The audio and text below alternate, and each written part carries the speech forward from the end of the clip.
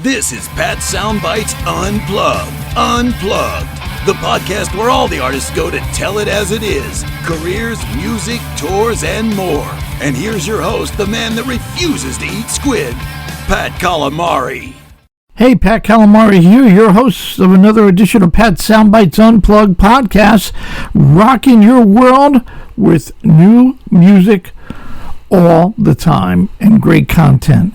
And another great interview and chat for a rocker named Steve Riley of LA Guns. Steve's got a new album coming out mid this year called The Dark Horse, released on Golden Robot Records. And he's got a couple of singles released called Rewind and Overdrive.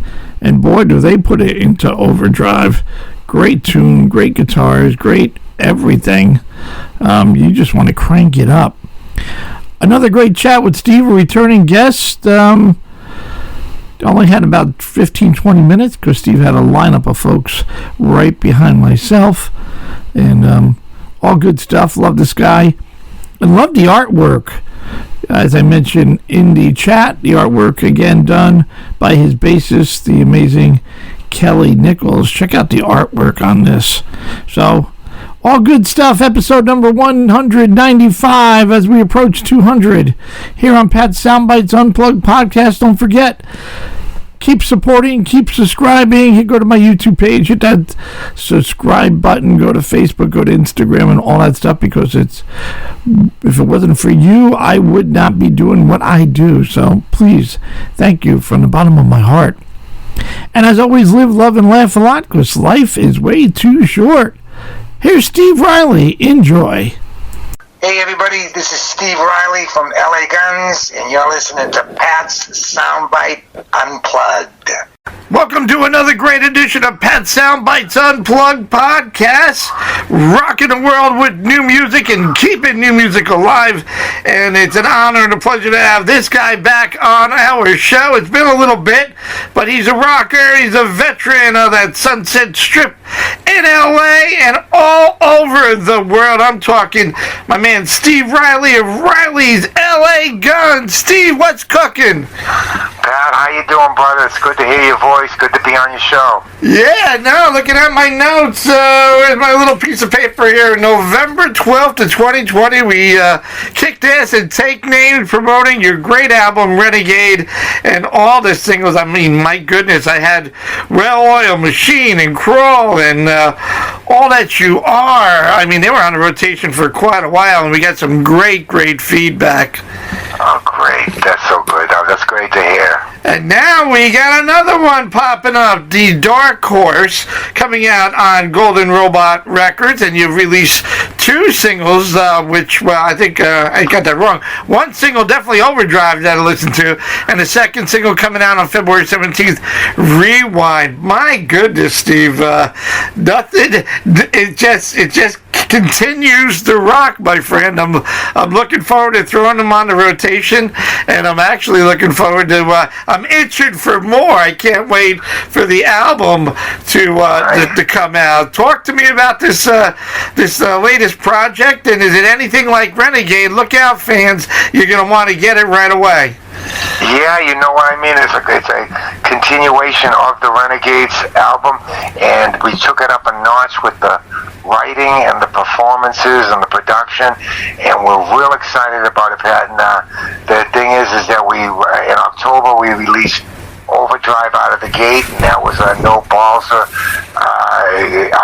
balls out rocker, and it was like kind of a no-brainer to come out with that, a true LA Guns balls out rocker. And you know, we got this second single, Rewind, coming out this month, and we're excited for people to hear it. It takes you to different places, like most of our songs do, and it's such a great song, Rewind. I can't wait for people to hear it and get some feedback on it. We're going to release a third single in April, and that's the title track, The Dark Horse. And then in May, we will kick off our live summer with a date on May 5th in Detroit with Great White, and then we're going to fly down to Baltimore to do the M3 Festival on May 7th, and then the full album, The Dark Horse, will come out on May 17th, And like I said, we're excited about people to hear this live album. This new album, because we are going to play some of it live, and we just can't wait to get the feedback on it. We feel great about it. Yeah, no, you gotta have to throw a couple of these great tracks on the set list. I gotta catch up to you. I know you don't play New York too much, but I know I can catch you always at the Wolf Den in Mohegan Sun. Right. That would be really cool. Well, I'm looking forward to it, and just so the listeners know, with each single leading up to the release of the new album, Dark Horse, Steve and the guys are putting out a limited edition bundle with bundle number 2 out for pre-order right now. Each bundle will include a limited edition red vinyl and a different colored 12-inch of the upcoming album. Right. And then bundle number 2, 12-inch being a red and black splatter. That is really cool. It was just like Renegade. When you had Renegade, it was all red, white, blue. It was all really cool, great stuff. So you're definitely following the line there, my friend. Yeah, Golden Robot Records, they're really inventive on these bundles that they put together, and they're super behind the band.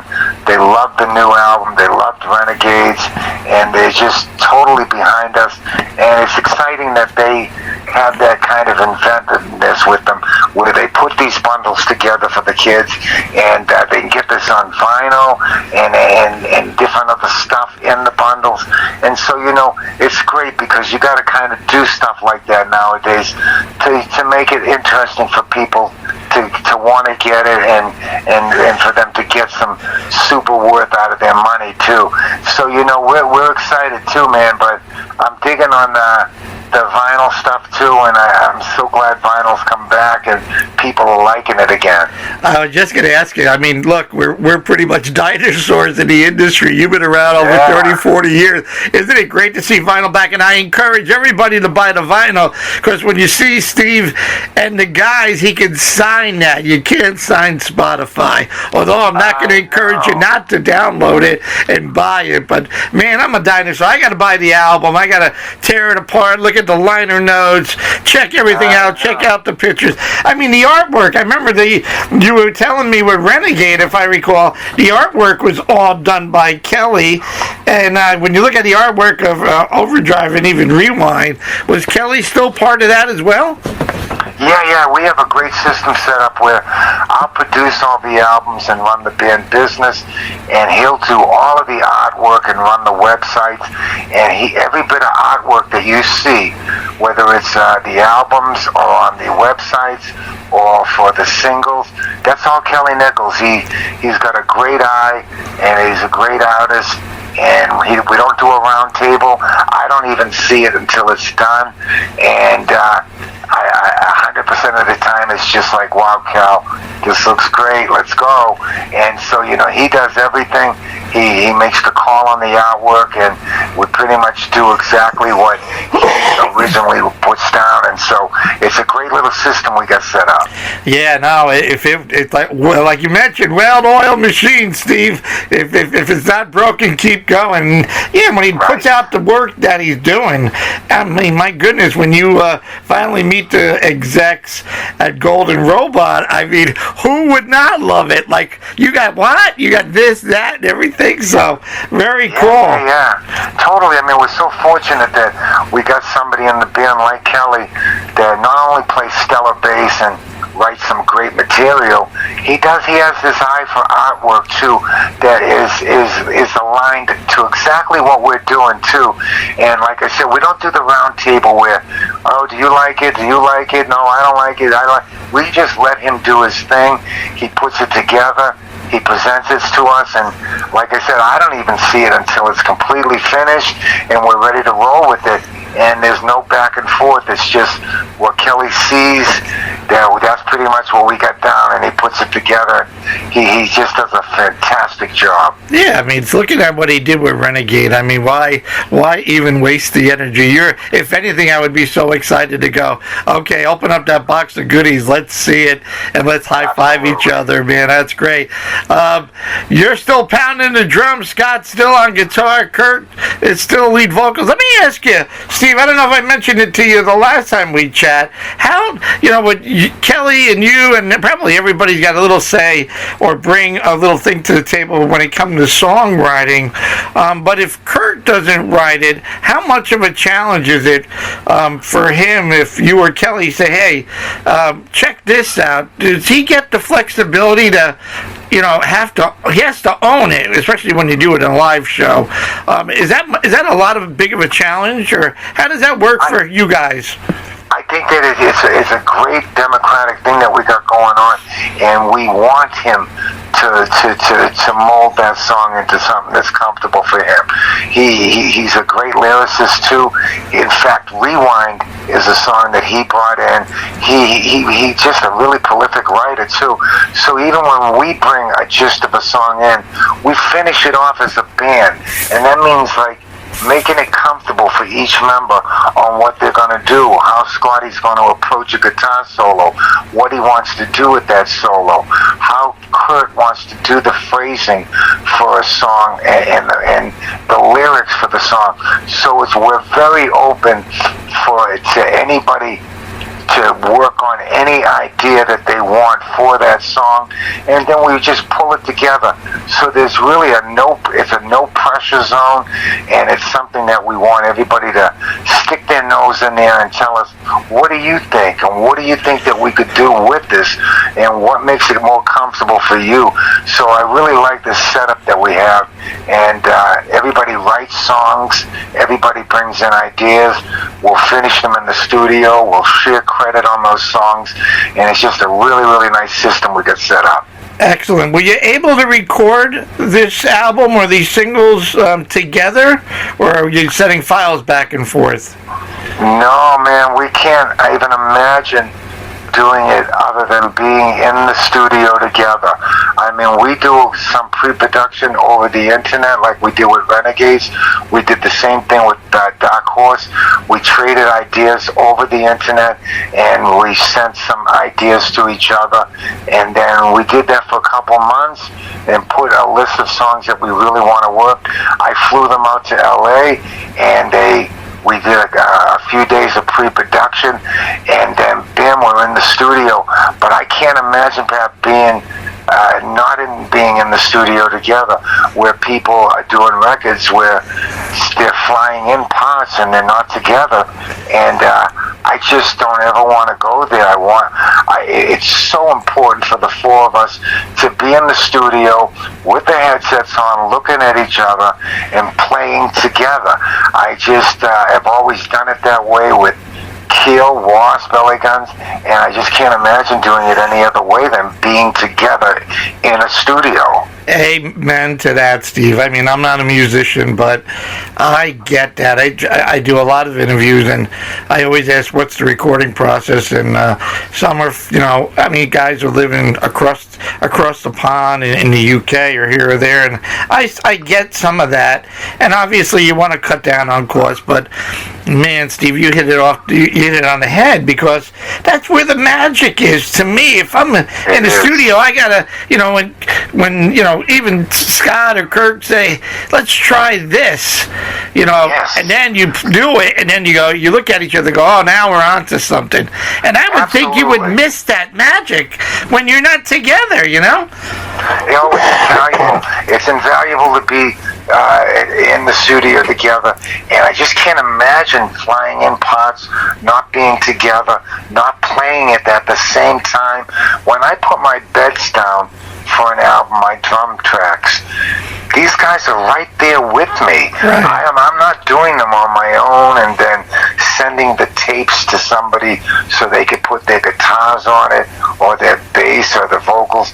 No, we're doing it together. They're in the studio with me doing my drum tracks. I'm right there when we're overdubbing any bass that we want to replace from the basic tracks. The guitar solos, we're all right there, so we're able to give each other maybe some pointers too and say, hey, we know that worked before, but maybe we could try this right now. And so it's just invaluable being in the studio together. First of all, I never really understood flying in pods. I don't know where our chemistry can come from that. I guess some people can pull it off, but I just don't believe that. I think that it shows that we are in the studio together and we're laying down this track at the same time. Yeah, it would be so hard. I mean, like I said, I'm not a musician, but somebody send me something and I listen to it a couple of times. I would probably have to get on the phone and go, what were you thinking? What am I missing? You know, and like I said, it's like when you put the 4 ingredients together in the blender, the best come out. And I think you have to be there. Well, that is cool. You guys, so you mentioned some tour dates, and I know you said the M3 down in Maryland coming up. Are you looking to try to get more dates and really showcase Riley's LA Guns with your great tracks, not only on the upcoming Dark Horse? And let me just ask. Well, let me go with that first. Is that part of the plan so far, Steve? If you can get more shows and more dates. Yes, absolutely. You know, we got the Detroit show on May 5th, the M3 on May 7th, and that's the beginning of our touring. We're waiting for them to put us together with other bands. We don't mind opening for other bands, and we want to be on package bills, and we want to do casinos, fairs, festivals, and sheds, and play on nice stages with good equipment and good PAs and sound good. And if we end up doing 20 to 40 shows, that's great. We'll take it. But we definitely won't go back to doing 250 shows. Oh, no. With like 200 club dates that are on Tuesday, Wednesday, and Thursday. We just can't do that type of schedule anymore. We've done it for years. Now we want to just do nice shows, nice venues where we could sound good, and we're one of those bands that don't mind opening up for another band. We're not a band that says, no, I don't want to open up for them because I never liked them. No, we're not like that. We respect other bands, and if they have these album sales that dwarf ours, and no matter what, if you're not a big fan of this, you respect them and you say, yeah, I'll open for them because I'm on this bill and this place is going to be packed. That's the attitude you got to take, and a lot of bands have got this attitude where they, no, I'm not going to, that's below me, I'm not going to do that. And then you end up doing a small little club. So you don't even get the exposure what you want to get. You end up playing on shitty equipment, terrible PA, small little venue, and you're going on at 12:30 at night. It's just not right. You want to go play the right venues right now.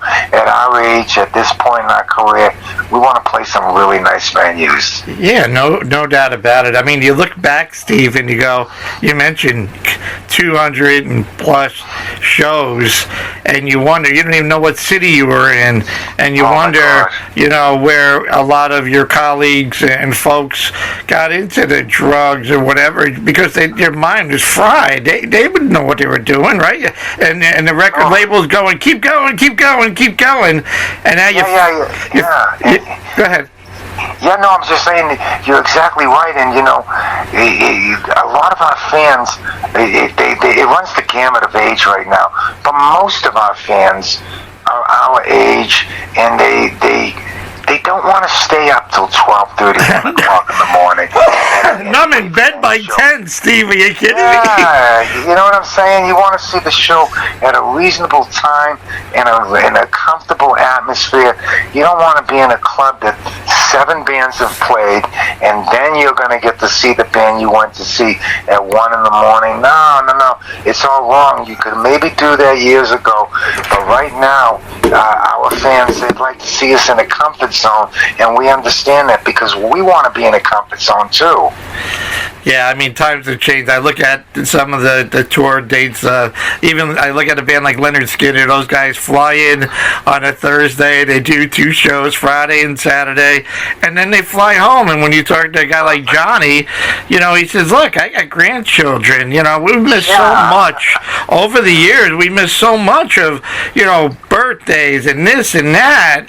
And, you know, those days are over. It's time that we have to live our lives as well and spend time with our family. So, yeah, by all means, that means so much. I appreciate that, and I understand that wholeheartedly. Totally, brother. I mean, I really mean it. It's like, when driving 300 or 400 miles in a van to a small venue during the week, that's a grueling thing to do, too. And at our age, why wear ourselves out when we could play, like Johnny's saying, you could fly in and do 2 or 3 really, really dynamite shows and then go home and then, live your life and be cool about everything, and you're not trying to meet this budget too, and everybody's okay with that. So I mean, us this year, if we could do 20 to 40 great casinos and festivals and fairs this year, we'll be happy. Yeah, and then you guys, you do 2 or 3 shows, and then you take a break for the week or so. And it shows in the performance how much better it is. It's not the same old. You're enthusiastic. You're happy. I mean, even just getting back on stage, Steve, and after this whole COVID thing, I mean, your first show back on stage with the guys and seeing a live audience and feeling that energy has to be really exciting.